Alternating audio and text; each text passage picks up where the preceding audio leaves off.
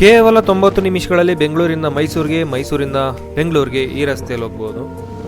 ಇದು ಕರ್ನಾಟಕದ ಮೊದಲ 6 ಲೈನ್ ಆಕ್ಸೆಸ್ ಕಂಟ್ರೋಲ್ ಹೈವೇ ಆಗಿರುತ್ತೆ. ಹಾಗೂ ಈ ರೋಡಲ್ಲಿ ಹೋದರೆ ನಿಮಗೆ ಬಿಡ್ದಿ ತಟ್ಟೆ ಇಡ್ಲಿನೂ ಸಿಗಲ್ಲ, ಮದ್ದು ರೋಡೇನೂ ಸಿಗಲ್ಲ. ಈ ರೋಡ್ ಏನಾದ್ರು ಅಕಸ್ಮಾತ್ ನೈಸ್ ರೋಡ್ ಏನಾದ್ರು ಕನ್ಸ್ಟ್ರಕ್ಟ್ ಮಾಡಿದರೆ 2 ವೀಲರ್ಗಳಿಗೆ ಮಿನಿಮಮ್ 350ರಿಂದ 400 ರೂಪಾಯಿ ಟೋಲ್ ಫೀಸ್ ಕೊಡಬೇಕಾಯಿತು.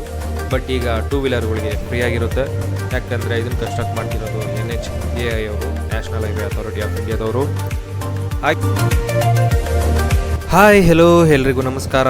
ಎಲ್ಲರೂ ಹೇಗಿದ್ದೀರಾ? ಎಲ್ಲರೂ ಚೆನ್ನಾಗಿದ್ದೀರಾ ಅಂತ ಅಂದ್ಕೊಳ್ತೀನಿ. ಇದೇ ಥರ ಇನ್ನೂ ಹಲವು ಮಾಹಿತಿಗಳನ್ನು ನಿಮ್ಮ ಮುಂದೆ ಇಡ್ತೀನಿ. ಅದಕ್ಕಿಂತ ಮುಂಚೆ ಯಾರ್ಯಾರು ನನ್ನ ಚಾನಲ್ನ ಫಸ್ಟ್ ಟೈಮ್ ವಿಸಿಟ್ ಮಾಡ್ತಾ ಇದ್ದೀರಾ ಅಥವಾ ಭೇಟಿ ಕೊಡ್ತಾ ಇದ್ದೀರಾ, ಪ್ಲೀಸ್ ಸಬ್ಸ್ಕ್ರೈಬ್ ಮಾಡಿ ಆ್ಯಂಡ್ ಸಪೋರ್ಟ್ ಮಾಡಿ.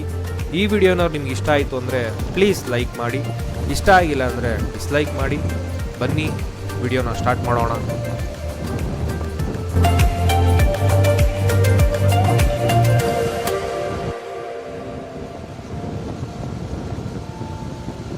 ಹಾಗೆ ಹೇಳ್ಬೇಕಂದ್ರೆ 2 ವೀಲರ್ ಆಯಿತು. ಈಗ 4 ವೀಲರ್ ಅಂದರೆ ಕಾರು ಮತ್ತು ಜೀಪ್ಗಳಿಗೆ ಟೋಲ್ ರೇಟ್ ಬಂದು 75ರಿಂದ 80 ರೂಪಾಯಿ ಇರಬಹುದು.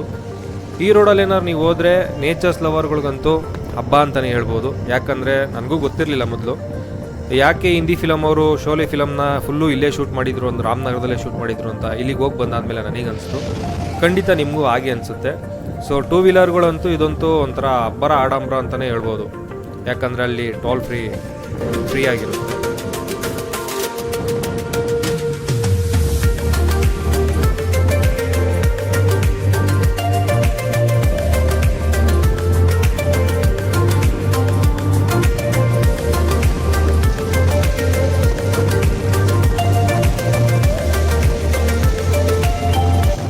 ಈ ರೋಡ್ಗೆ ಏನಾದ್ರು ನೀವು ಎಂಟ್ರಿ ಆಗ್ತೀನಿ ಅಂದರೆ ಪೆಟ್ರೋಲ್ನ ಅಥವಾ ಫ್ಯೂಯಲ್ನ ಕರೆಕ್ಟಾಗಿ ಇದೆಯೋ ಇಲ್ವ ಅಂತ ಚೆಕ್ ಮಾಡ್ಕೊಂಡು ನೀವು ಎಂಟ್ರಿ ಆಗಬೇಕಾಗುತ್ತೆ.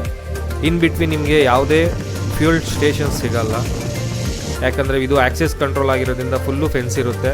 ಒಬ್ರು ನಿಮಗೆ ರೋಡ್ ಒಳಗೆ ಬರೋಕ್ಕಾಗಲ್ಲ. ಸರ್ವಿಸ್ ರೋಡ್ ಇರುತ್ತೆ 4, ಈ ಕಡೆ 2 ಆ ಕಡೆ 2 ಸರ್ವಿಸ್ ರೋಡ್ ಇರುತ್ತೆ. ನೀವು ಎಂಟ್ರಿ ಆಗ್ಬೋದು. ಸಿಟಿಗೆ ಹೋಗ್ಬೇಕಂದ್ರೆ ಸಿಟಿಯಿಂದ ಆಚೆ ಇರುತ್ತೆ, ಒಂದು 2 ಕಿಲೋಮೀಟ್ರ್ 3 ಕಿಲೋಮೀಟ್ರ್. ಸೊ ಇದು ಬೈಪಾಸ್ ರೋಡ್ ಆಗಿರುತ್ತೆ.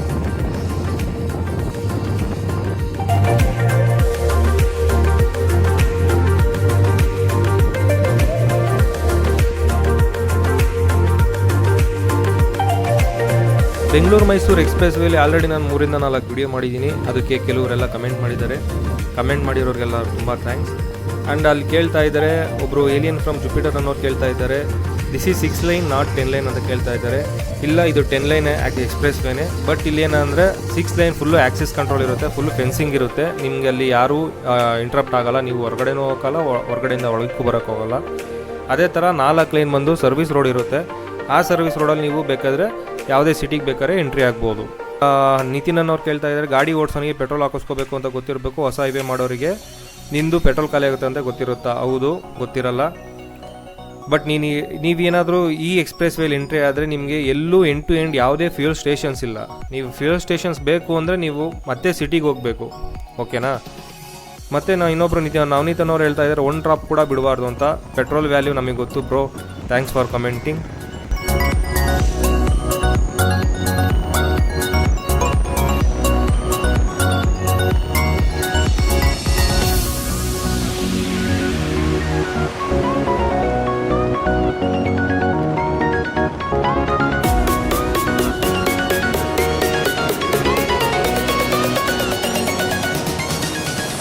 ಮೈಸೂರು ಎಕ್ಸ್ಪ್ರೆಸ್ ವೇ ಥರನೇ ಇನ್ನೂ 23 ಎಕ್ಸ್ಪ್ರೆಸ್ ವೇಗಳು ಕನ್ಸ್ಟ್ರಕ್ಷನಲ್ಲಿದೆ. ಅದು 2025ಕ್ಕೆ ಕಂಪ್ಲೀಟ್ ಆಗುತ್ತೆ.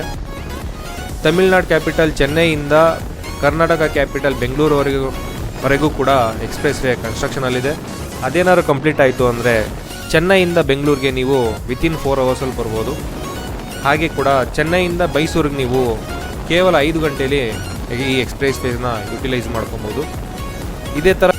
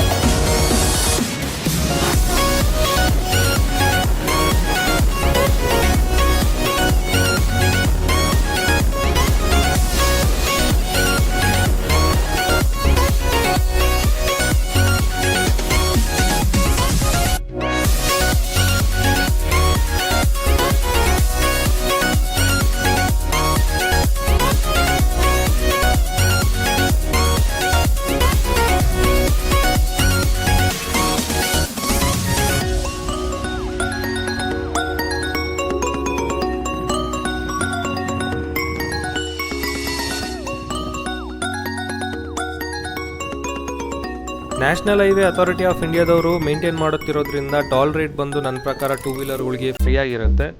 ಕಾರು ಮತ್ತು ಜೀಪ್ಗಳಿಗೆ 60ರಿಂದ 70 ಪೈಸಾ ಪರ್ ಕಿಲೋಮೀಟರ್ ಅಂದ್ರೂ 117 ಕಿಲೋಮೀಟರ್ಗೆ 75ರಿಂದ 80 ರೂಪಾಯಿ ಆಗುತ್ತೆ. ವೆಹಿಕಲ್ಗಳಿಗೆ ₹1 ₹1.20 ಇರೋದ್ರಿಂದ 120ರಿಂದ 130 ರೂಪಾಯಿ ಆಗ್ಬೋದು. ಬಸ್ಸಸ್ ಮತ್ತು ಟ್ರಕ್ಸ್ಗಳಿಗೆ 250ರಿಂದ 266 ಆಗ್ಬೋದು. 3 ಆಕ್ಸೆಲ್ ಟ್ರಕ್ಸ್ಗಳಿಗೆ 280ಯಿಂದ 300 ರೂಪೀಸ್ ಆಗ್ಬೋದು. ಮಲ್ಟಿ ಆಕ್ಸೆಲ್ ಟ್ರಕ್ಸ್ಗಳಿಗೆ ಅರೌಂಡ್ 400 to 420 ರೂಪೀಸ್ ಆಗ್ಬೋದು.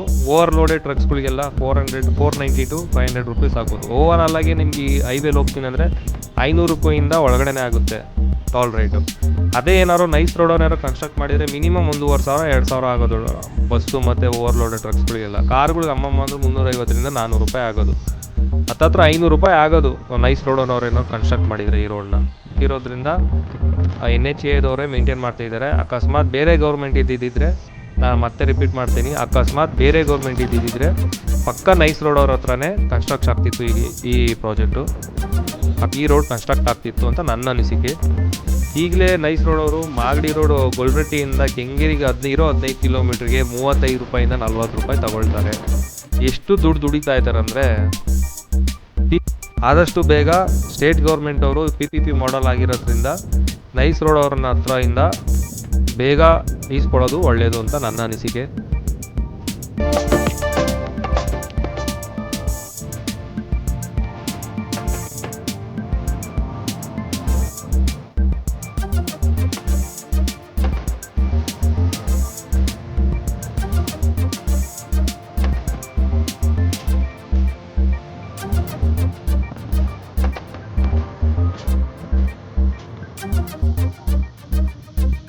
ಈ ರಸ್ತೆಯಲ್ಲಿ ಒಟ್ಟು 49 under passes, 13 over passes, 4 ROB ಅಂದರೆ railway over bridges, 44 small bridges, 19 large bridges ಇದೆ.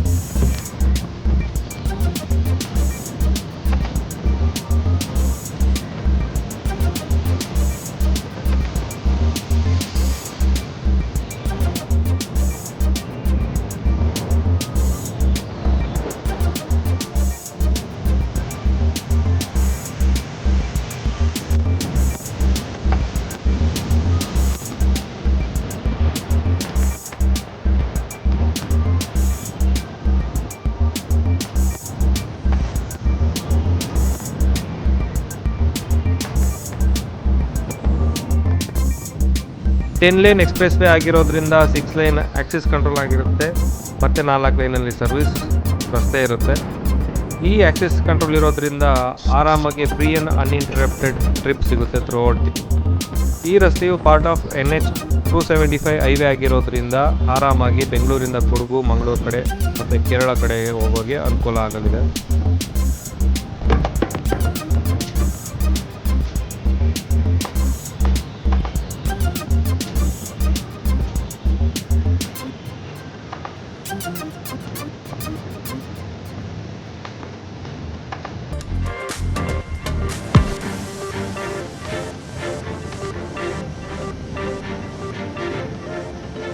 ಈ ರಸ್ತೆಯು ಭಾರತ್ ಮಾಲಾ ಪರಿಯೋಜನೆ ಪ್ರಾಜೆಕ್ಟ್ ಅಂಡರಲ್ಲಿ ಕನ್ಸ್ಟ್ರಕ್ಟ್ ಆಗ್ತಿದೆ ಮತ್ತು ಹತ್ತತ್ರ ಆಲ್ರೆಡಿ 8,200 ಕೋಟಿ ಖರ್ಚಾಗಿದೆ.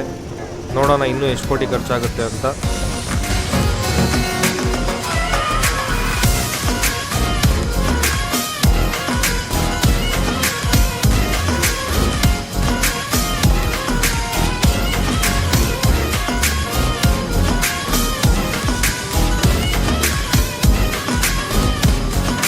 ಫ್ರೆಂಡ್ಸ್, ಇವತ್ತಿನ ವಿಡಿಯೋ ಸ್ವಲ್ಪನಾದ್ರೂ ಇನ್ಫಾರ್ಮೇಟಿವ್ ಆಗಿತ್ತು ಅಂತ ಅಂದ್ಕೊಳ್ತೀನಿ. ಈ ವಿಡಿಯೋ ಏನಾದ್ರು ನಿಮ್ಗೆ ಇಷ್ಟ ಆದರೆ ಲೈಕ್ ಮಾಡಿ, ಇಷ್ಟ ಆಗಿಲ್ಲ ಅಂದರೆ ಡಿಸ್ಲೈಕ್ ಮಾಡಿ. ಪ್ಲೀಸ್ ಸಬ್ಸ್ಕ್ರೈಬ್ ಮಾಡಿ. ಸಜೆಷನ್ಸ್ ಇದ್ದರೆ ಕಮೆಂಟ್ ಸೆಕ್ಷನಲ್ಲಿ ತಿಳಿಸಿ, ಆದಷ್ಟು ಅಪ್ಡೇಟ್ ಮಾಡ್ಕೊಳ್ತೀನಿ. ನೆಕ್ಸ್ಟ್ ವಿಡಿಯೋದಲ್ಲಿ ಸಿಗೋಣ. ಅಲ್ಲಿಗಂಟ ಟೇಕ್ ಕೇರ್, ಟಾಟಾ, ಬಾಯ್ ಬಾಯ್.